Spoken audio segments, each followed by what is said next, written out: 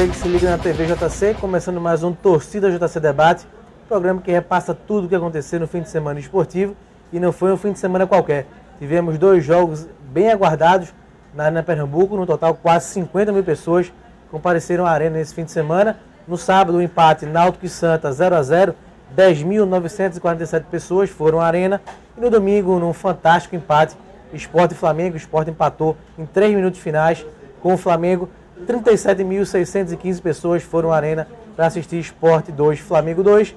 Comigo aqui, Felipe Farias, para falar dos jogos. Felipe, que é hoje do Caderno de Veículos aqui do JC, mas tem suas raízes esportivas, digamos assim. Felipe já foi produtor de vários programas de televisão e também de rádio. Felipe Farias e Carlalho Paz Barreto, colunista de esporte do Jornal do Comércio, sempre figura cadeira cativa aqui no programa. Carlalho, começando por você, teve mais emoção no jogo do Sport, mas o melhor futebol foi no Clássico, ou não concorda com essa afirmação? Não, concordo. Acho que pro Clássico faltou gol. Acho que foi Dado que falou que deu, ele até usou essa expressão, deu dó você sair e ver com 0-0 na ficha técnica. E realmente, o Clássico foi mais movimentado, duas equipes, pelo menos no primeiro tempo, querendo atacar.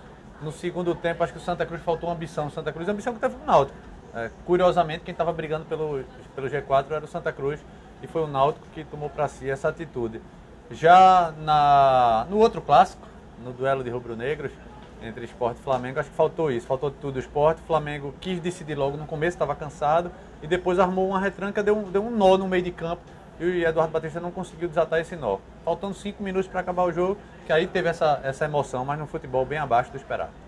Felipe Farias, agora não é todo dia que a gente vê dois gols saírem da forma como saíram. Dois gols do Sport, um aos 43 minutos, gol do Danilo, um aos 46 do Mike, gol impedido. O Sport empatou uma partida que ninguém mais acreditava. Acho que nem os jogadores acreditavam, né, Felipe? Se não sai aquele gol do Danilo.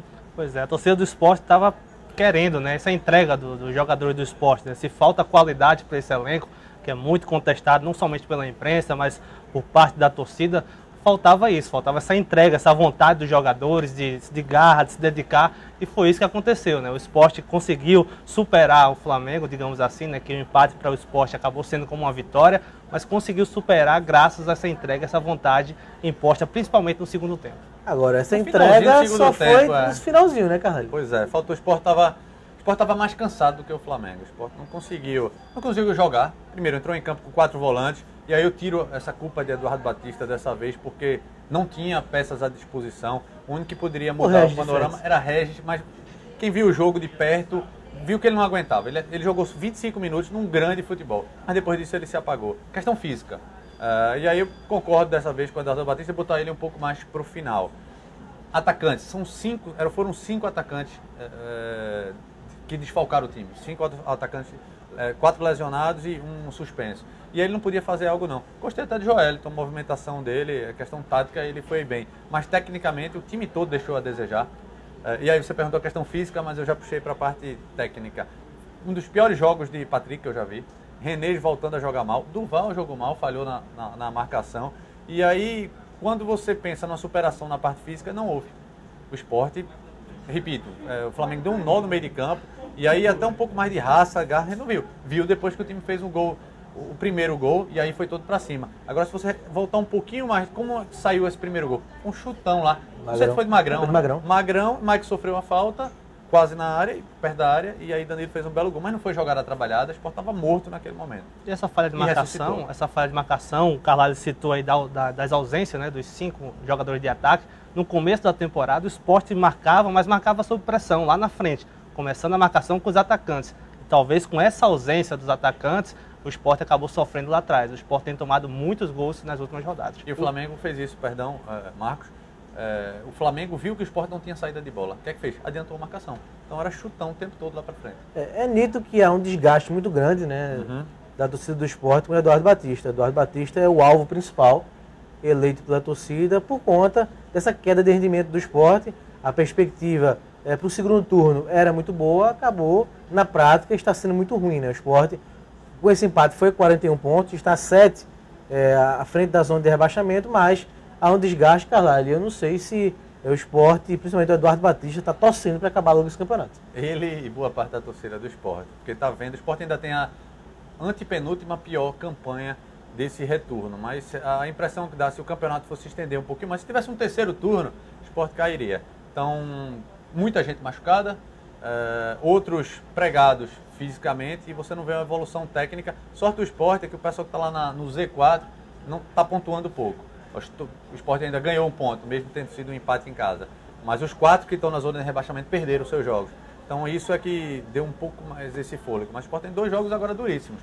2 jogos fora de casa. Se o Sport não pontuar, esse alívio imediato que teve depois do gol de Mike no domingo, esse alívio vai voltar a ser um pouco mais de desespero dependendo da rodada. O Sport tem, Felipe, até o final do campeonato, o Atlético Paranaense e Palmeiras, a sequência agora fora de casa, os 2 fora de casa. Depois Fluminense, na Arena Pernambuco, Criciúma fora, em Criciúma, e encerra com São Paulo na Ilha. Você acha que o Sport vence algum jogo ainda? Se o Sport fizer 3 pontos, eu acho que já é um pouco de otimismo da minha parte. Você conhece, sabe que eu não sou nada otimista, não acredito não. Para quem foi fazer essa pergunta? Pois é, eu não acredito. Eu acho que o Sport conseguir 2 empates já vai ser muito, mas eu acredito que aquela vitóriazinha contra o Figueirense sacramentou a permanência do Sport na Série A. Eu acho que o Sport não corre mais esse risco de cair para a Série B. Mesmo conseguindo 2 pontinhos só, vai se garantir, né? Eu acho que consegue, justamente por isso que o Carvalho falou. Eu acho que quem está lá embaixo, abaixo do Sport, está conseguindo fazer uma campanha pior do que o Sport. Isso aí tem sido um alívio para o time rubro-negro. Para fechar o Sport, e aí, tá certa a diretoria, Carvalho e Felipe, de já conversar com o Eduardo, em planejar o ano que vem? Em jogadores, em indicações de reforços, renovações de jogadores que têm contratos encerrando. Tá certo ou não? Pelo que Eduardo fez ao longo do ano, acho que tá. Acho que ele vai estar mais preparado no próximo ano do que esteve para essa temporada. Mesmo sabendo que o Sport não vai subir um degrau, não vai subir de patamar. Vai estar com um treinador que ainda está iniciando uma carreira, que não tem conhecimento para chegar para um jogador de um time grande ou que esteja no exterior e dizer, vem jogar comigo aqui. Não tem conhecimento para isso.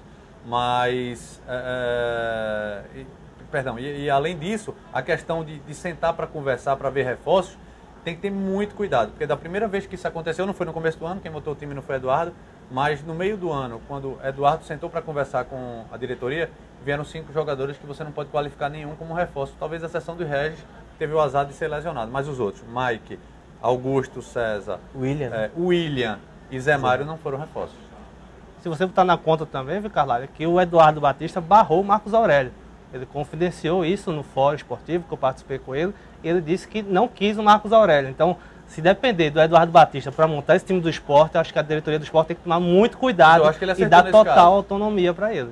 Você acha? Eu acho que ele é esse caso. O pessoal do Bahia, que contratou, fez um investimento no Marcos Aurélio, está bem arrependido. Mas quem é o Marcos Aurélio que está lá no Bahia? O que subiu com o Sport aqui? Exatamente. Com exceção de que ele era muito decisivo na hora dos gols e em uma segunda divisão. Na Série A ele ia andar em campo. A diferença é que a bola não está entrando de fora da área no Bahia, né? Verdade. Mudando aqui a pauta agora para o Clássico, vocês gostaram do jogo, né? O jogo faltou o gol, acho que a grande surpresa foi o Náutico, né? Que motivação o Náutico entrou, superou o Santa Cruz em termos de empenho no jogo. O que me surpreendeu negativamente foi a falta de ambição do Santa. A gente viu um primeiro tempo bem dividido. Um começou um pouco melhor, o outro acabou um pouco melhor. Mas no segundo tempo, o Náutico mudando, o Dado tirando meia e colocando um terceiro atacante. E você vê no Oliveira Canindé tirando o volante, tirou o Sandro Manuel e colocou o Memo. Tirou o Gamalho, colocou o Cassiano. Tirou o Natan, colocou o Ailton. Ou seja, não fez nenhuma mudança para mudar o esquema tático, nenhuma mudança para poder tentar ir de encontro ao que estava o jogo. O Náutico estava melhor. Aí talvez ele pensando que não vai ter Léo Gamalho, nem vai ter Sandro Manuel no próximo jogo, já fazer alguns testes. Clássico não é momento para teste. Clássico era para tentar vencer, tentar se impor. Se o Santa faz o primeiro gol, desmorona o esquema do Náutico. E não foi isso que a gente viu. A gente viu o Náutico mais próximo do gol do que o Santa. Se a gente for analisar taticamente, os dois treinadores colocaram em campo uma equipe muito semelhante, né? Dois meias de criação, 2 atacantes, o Wesley, o Natan, o Canhete e o Vinícius. Mas quando a bola começou a rolar, o Dado mostrou que enxergou melhor o jogo. Fez as alterações pontuais, o Náutico cresceu na partida, teve as chances até mais claras para sair de campo com a vitória. E justamente, faltou um pouco de ambição, faltou um pouco mais de ousadia da parte do Oliveira Canindé. Isso que o Felipe falou, colocou 2 meias. Canhete ainda jogou mais próximo de Vinícius em algum momento do jogo. Apesar de Vinícius ter feito um jogo, para mim, mais fraco do que o próprio pode render. Mas do lado do Santa Cruz, quando você vê o Wesley de um lado e Natan jogando como um terceiro volante, mais preocupado com marcação do que com armação, criação, você vê que tem alguma coisa errada. A pressão por ter a obrigação de vencer O Santa, se vencesse, entraria no G4. Pela segunda vez, não conseguiu ter sucesso. Tem atrapalhado? Difícil responder isso, porque quando ele teve a obrigação de vencer, por exemplo, fora de casa o Ceará, ele foi lá e venceu. Quando foi buscar ponto, não poderia perder para Avaí, para Ponte Preta fora de casa, ele foi lá e conseguiu um empate diante de adversários que estavam superiores na tabela. O problema do Santa Cruz foi em casa, que é para ser protagonista, ele mantém um esquema um pouco mais cauteloso e sem ousar. Acho que essa falta de ousadia, essa falta de ambição está segurando o Santa Cruz. E ninguém quer ficar com essa quarta vaga, Felipe? Ponte Preta subiu, o Joinville já subiu, o Vasco está quase lá. Agora, Boa Esporte, quarto com 53, Atlético Goianiense 53, Avaí 53, Santa 52, Ceará 51, América Mineiro 49. 6 times brigando por uma vaga e muita gente tropeçando. E temos aí o Boa Esporte na quarta colocação, uma surpresa. Né? Estão brigando para ver quem não sobe, né? Eu acho que Santa Cruz está vacilando muito, a torcida tem feito a sua parte, tem sempre lotado a Arena Pernambuco, mas falta um pouco de ousadia, né? Já escutei até alguns torcedores de Santa Cruz falando que o Oliveira Canindé não é um treinador de Série A, de Série B, um treinador de time mediano, que falta justamente isso, falta cancha para ele, no momento decisivo, ele tranquilizar os jogadores, fazer uma alteração que mude a história do jogo. Mas você está confiante no Santa ou não? Confio, olhando a tabela e principalmente quem está brigando por essa vaga, eu confio ainda no Santa Cruz. Caralho. Estou mais reticente do que confiante. Veremos então se na próxima segunda-feira estaremos com o Carvalho mais confiante ou mais reticente com o Santa Cruz, que enfrenta a equipe do Bragantino no sábado em Bragança Paulista. O Náutico entra em campo contra a Luverdense, também no sábado na Arena Pernambuco. O Sport visita o Atlético Paranaense domingo na Arena da Baixada. E só para encerrar, tivemos também ontem Fórmula 1, o Nico Rosberg venceu o GP do Brasil e diminuiu para 17 pontos a diferença por Lewis Hamilton, e o título vai ser decidido em Abu Dhabi no dia 23 de novembro. Pronto, esse foi o nosso Torcida JC de hoje. Obrigado, Felipe. Obrigado, Carlyle. Semana que vem estaremos de volta. Um abraço.